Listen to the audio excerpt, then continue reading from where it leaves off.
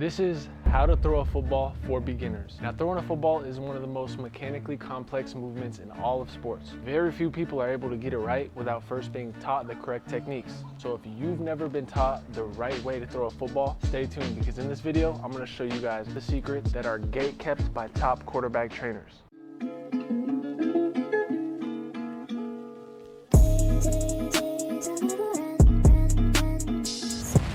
All right, before you even start your throwing motion, you must make sure you have a proper pre-throw setup. Let's talk about 3 things during your pre-throw setup that have to be consistent every time you go to throw. Number 1 is your base. Your base is your feet. You should be shoulder width apart. You need to create tension with the ground. So what does that mean? You want to feel like you're pulling the ground apart beneath your body with your feet. When you do that, you're utilizing ground force with your hips, and you're ready to make a powerful hip turn through your throw. The second part of your pre-throw position is your grip. I always put my ring finger, first knuckle, on the second lace. My middle finger is near the bottom of that stripe. My index finger is up near the point of the ball, and my thumb is in line with my middle finger. My pinky kind of just sits between the 5th and 6th lace right there. Where your fingers are exactly placed is up to you and what you're most comfortable with. The whole point of your grip is to have good ball security, throw it accurately, and also produce a good spiral. You produce a good spiral by keeping the ball in the same orientation as you add spin to it. The third part of the pre-throw position that I'm going to touch on is your platform. Now, your platform is your whole upper body. You don't want your elbows down here. You don't want them way out here.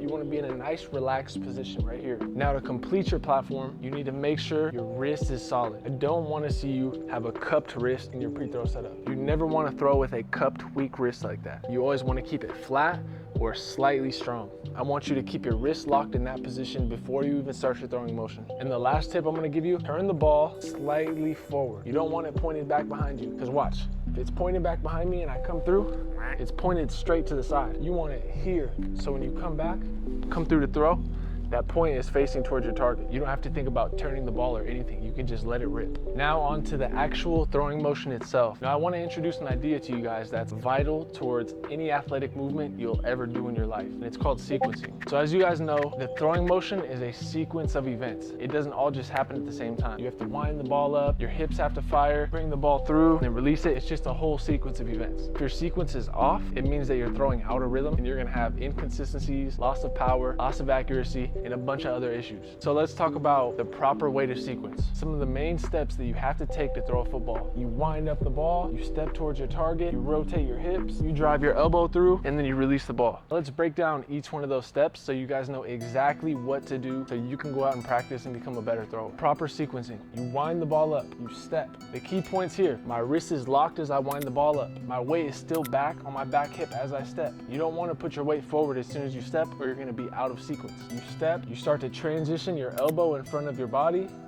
to here, and then you rotate and then release. The way I just broke it down makes it seem like this happens and this happens and this happens. Those movements happen within like hundredths of a second. With all of these different parts happening almost in unison, you must stay connected. Staying connected and in sync with your whole body is essentially what it means to be in rhythm. If you're throwing with good rhythm, you're unstoppable. But what does that really mean? As you step, your weight stays back. You stay coiled up. You don't creep that power forward. You gotta keep that power stored up until you're ready to rotate your hips through. When do you rotate your hips through? You cannot rotate your hips until your elbow is in front of your chest. What does it mean for your elbow to be in front of your chest? So if I'm here and I go to throw and I haven't transitioned to this, I'm gonna rotate through and my arm is gonna be fighting to catch up and lagging behind my body. If your arm is lagging behind your body, you're disconnected. So when you get into your wind up here, you need to keep your weight back until you transition your elbow in front of your chest.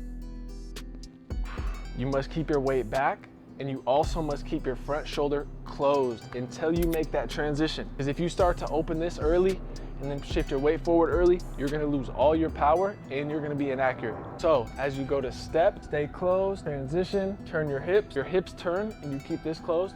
That's that shoulder hip dissociation that creates a whip effect with your body. So you're here, and then you can explode through the ball. Front side can't swing open without your backside being connected, coming through with it. We touched on it a little bit already, but now let's talk about things to avoid that will throw off your entire throwing motion. First one is being disconnected. So as soon as you start to get too wide, you start to open up your shoulder, You start to fire your hips as soon as your foot hits the ground before your arm's ready. All of these things are gonna leave you disconnected and cause issues in your throw. So all three of these kind of go in line with being disconnected, but they're all significant enough that I have to mention them on their own. So the second point is swinging open early. If you swing open before the ball's ready to come through, your arm's gonna lag behind your body. And when your arm lags behind your body, you're not transferring the power from your hips up as efficiently as you should be, and you're gonna lose a lot of power and a lot of torque on the ball. And the last thing to avoid is getting over your front foot too early, shifting your weight onto your front foot. If you guys have ever had issues throwing the ball at your receiver's feet, this is usually the cause, because you get over your front foot. Now all of a sudden you go to throw, you're pointing downward and you're here, you don't have anything left to rotate. So you lose power and you lose trajectory on the throw. So now let's talk about how do you practice the right way to actually improve and not just waste your time. There's two things. You have to practice frequently, multiple times a week, probably 4 or 5 times a week, throwing the football. You want to actually make progress. If you're not revisiting vital information, you're going to eventually lose it. That's why an NFL quarterback that steps away from the game for months is going to come back and have a rusty throw session. It doesn't matter what you know. If you're not training what you know into habit, it's useless. And the second part is deliberate practice. Deliberate practice just basically means you set intention behind every single thing you do. If you don't set intention behind what you're doing, you're just going through the motions and you're literally wasting your time. Everything has to be intentional, everything has to be deliberate. Another crucial component to the improvement process is feedback and criticism. Not everybody has a private coach. I never had a private coach growing up, and I understand now that a lot of the things that held me back were just things that I didn't understand or didn't know. So if you want to actually make measurable improvement, you need to be getting feedback of some sort. To do this, record yourself throwing. Set a phone up, set a camera up, and just make sure that you understand what movements you're doing throughout your throw. Because a lot of people do things that they don't even realize they're doing. Another way you could be getting feedback is just by doing rehearsals. If you need to make your throwing motion more concise and more efficient, literally just grab a football, go stand in front of your mirror and just do rehearsals in front of your mirror, and make sure that you can connect the dots between what it looks like versus what you're actually doing. Pick your favorite NFL quarterback, study them, try to emulate them. Keep all of the small things that they do in their throwing motion and you try to incorporate it into what you do. That's all I got for you guys on how to throw a football for beginners. I tried to break this down as simple as I could while getting all the most important parts in it. Let me know if you guys have any questions, any comments. Please drop those below. Also like the video. Please subscribe to the channel if you want more content like this. And before we go, I'm gonna read 3 questions from that Q&A post I put up on YouTube the other day. From Team Meme 98, when I played football with my friends at school at recess, sometimes I can't throw it far enough. I use a junior size NCAA football. Any tips on how to throw it farther with a good spiral would be pretty helpful, thanks. To be honest, the answer is very simple. The mechanics can't change from a regular pass to a deep ball. Even if you're trying a little bit harder, you have to do your best to keep your mechanics the same. So everything I've talked about in this video about staying connected, getting more connected is gonna help you throw that deep ball easier with a better spiral. Now, if you're struggling to throw the deep ball spiral, make sure you're tilting your shoulders back a little bit. A lot of guys forget to do that, and then they're pushing the ball up as opposed to throwing it. All right, from QB1 Hudo, I would love to get more elaboration on how to throw a clean spiral without flunking your wrist. All right, I'm gonna make this as simple as I can. The key to throwing a clean spiral, the bottom of your hand has to be facing at your target, and then you turn your hand over this way like you're pointing at your target. This is gonna make your index finger the last finger to leave the ball. You don't wanna flick the ball. You want it to come out of your hand smooth.